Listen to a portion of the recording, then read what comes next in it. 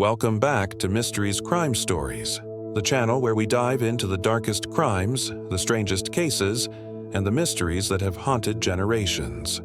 Before we begin, take a moment to subscribe so you never miss these mysteries. Tell us in the comments what you think about the cases we cover, what you'd like to see in future videos, and share this story with anyone who would find it important. Now, let's begin. California. A place often painted with sunshine, palm trees, and opportunity. But beneath the glittering facade, predators hide in plain sight. And in the late 2010s, one name began to terrify women who simply wanted love: Rockim Prowell. A man who allegedly used the anonymity of dating apps not to find companionship, but to hunt. By the time police closed in, 2 women were dead. A third barely escaped with her life after enduring hours of torture. What followed was a case that shook Southern California, one blending modern technology, human vulnerability, and a killer's cold calculation.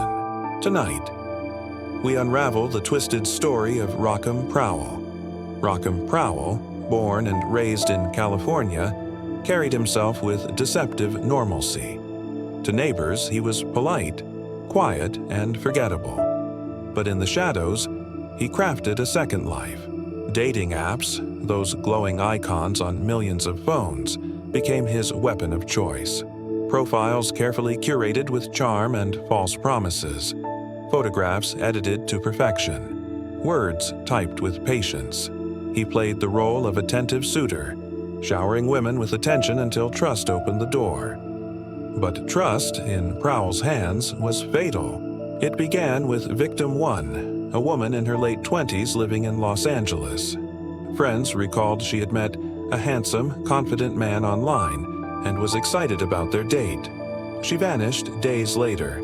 Her body was found weeks afterward, dumped in a desolate patch of land off Interstate 5. Forensic reports painted a chilling scene: bruising, restraint marks, and evidence of prolonged suffering. Detectives knew this wasn't random. It was methodical. But with little digital trail and a suspect skilled at hiding his identity, the case stalled. Not long after, another woman, victim 2, disappeared. She, too, had confided to friends that she met a man on a dating app. She, too, went silent.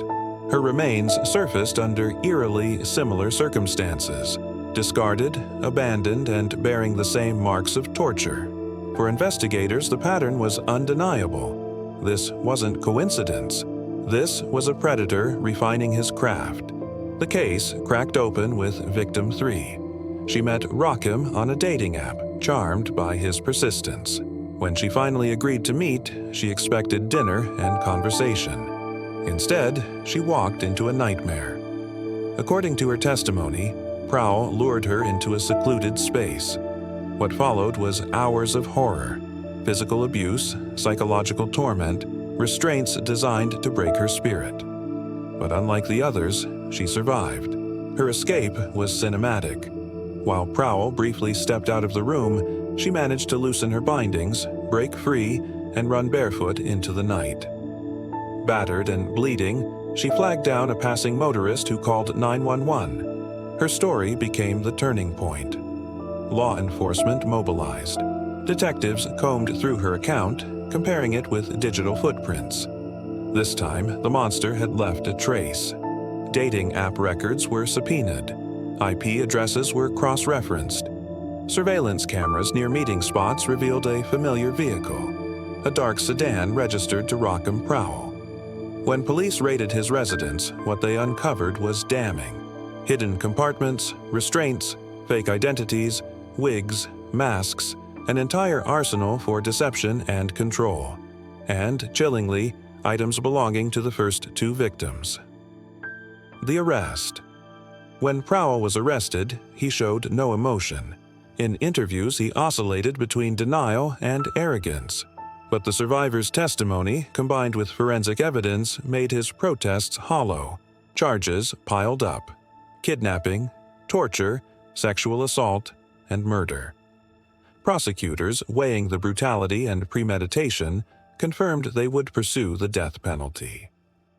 The courtroom drama. The trial unfolded like a nightmare retold under fluorescent lights. The survivor testified in harrowing detail, her voice trembling but resolute. Jurors saw photographs of the victims, medical reports cataloging their suffering, and evidence seized from Prowell's home. Defense attorneys tried to paint him as misunderstood, even hinting at mental instability. But the prosecution countered with cold, methodical preparation. They showed how he stalked, groomed, and executed his crimes with precision. Every revelation deepened the horror. Families of the victims filled the courtroom, clutching photographs, wearing buttons with their daughters' faces. Tears mixed with fury as they listened to the survivor recount her ordeal. The weight of grief was matched only by the chilling possibility. If she hadn't escaped, how many more might have fallen? For California, the case became a warning about predators hiding behind screens, about the dangers of misplaced trust, about the evil lurking in ordinary men. Rockim Prowell's story is not one of romance, but of predation. He weaponized technology to isolate and destroy. He hunted in the digital age, proving that while the tools may change, the darkness within human nature does not. Tonight, his fate rests in the hands of the justice system. But for the families of his victims, no sentence can erase the pain. And for the rest of us, the lesson is chillingly clear. Behind the glow of a screen, you never truly know who waits on the other side. This was the story of Rockim Prowell, a tale of trust betrayed, lives destroyed, and a predator unmasked.